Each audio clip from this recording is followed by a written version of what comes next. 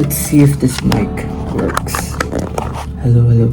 I don't know if it works, but good afternoon. It's currently around 3:40 and I just got home from uni about 1 to 2 hours ago. We didn't do much, we just had an orientation, and now I'm heading out in a few hours to have an early dinner with my friends. Yeah, I'm just gonna go maybe do some work for a bit and then I'll get ready in a few minutes.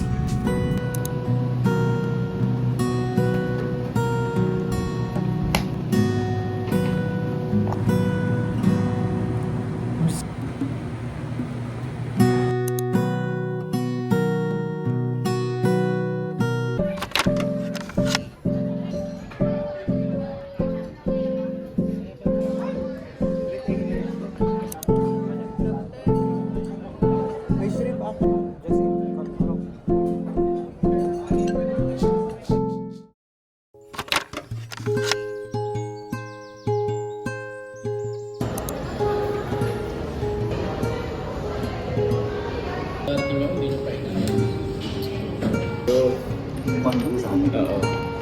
Kasama-sama ko.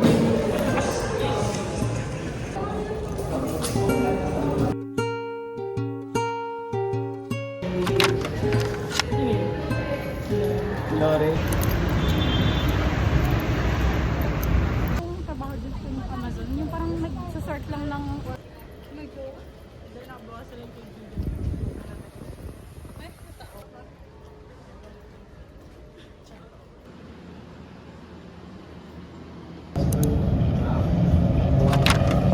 Hi guys, so a quick break to talk about the number one tool that I use most in university, which is Notion, which happens to be the sponsor of today's video.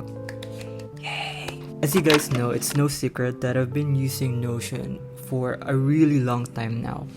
and I wanted to share with you guys how I use it. And actually, in order to help you guys with your academics this back to school season, I have created a free and easy to use Notion template for you guys to help you keep track of your assignments, meet deadlines, and make sure that your academic life is on track. All you need to do is just to simply open and duplicate the Notion template that I have, and here you will be given a space where you can manage your entire workspace all in one place. So all you need to do is to input the upcoming deadlines or assignment that you have in this database, along with the course titles and its status to show your current progress. And to be honest, this simple tracker alone has helped me so much during my freshman year to never miss a deadline and to make sure that I'm always updated with my assignments. And this template also allows you to keep track of any big projects that you are currently working on, such as capstone, research, books, or film projects. And I also have here a course page that you can use to organize your courses, and you can also put the information of your professor, their email, and their class schedule. And within this course page, it also has a notebook. So if you'd like to do some note taking on Notion, it is also very much possible. And what's really exciting is that Notion has actually integrated an AI assistant in their system, which can help you summarize and analyze study notes whenever you're preparing for an exam or studying for quizzes. So you don't have to switch to other site or to other software because you can do everything all in one space. And for me, what makes Notion really unique is how you can easily customize your templates, so you can change the colors and elements based on your aesthetics or preference. And you can actually do that by simply going online, by searching up wallpapers on Pinterest and then putting it onto your template. And I also like adding Spotify playlist on my workspace just to add a little bit of something. And if you would also like to do the same and to start leveling up your academic journey, you can do that with Notion for free, so you don't have to pay anything. And then you can also use my template so that you don't have to start everything from scratch. You can just simply click the link in my description box down below if you want to sign up and for my Notion template.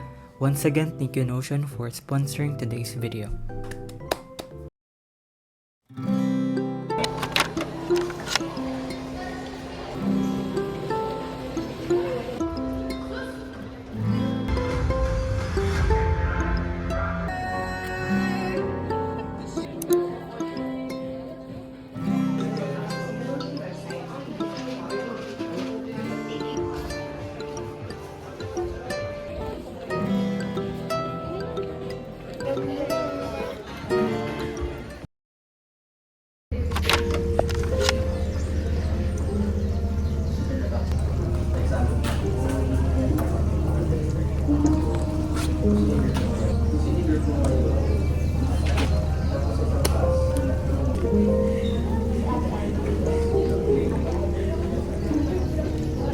なぜ生まれてきたのか、なぜ生きているのか、僕は知らない。なぜ死んでしまうのか、なぜ亡くなってしまうのか、僕は知らない。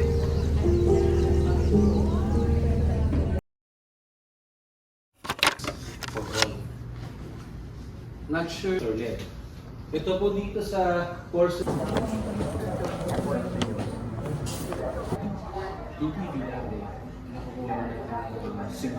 Click on the laptop, and I'm on the config tab, and I go to fast Ethernet 0.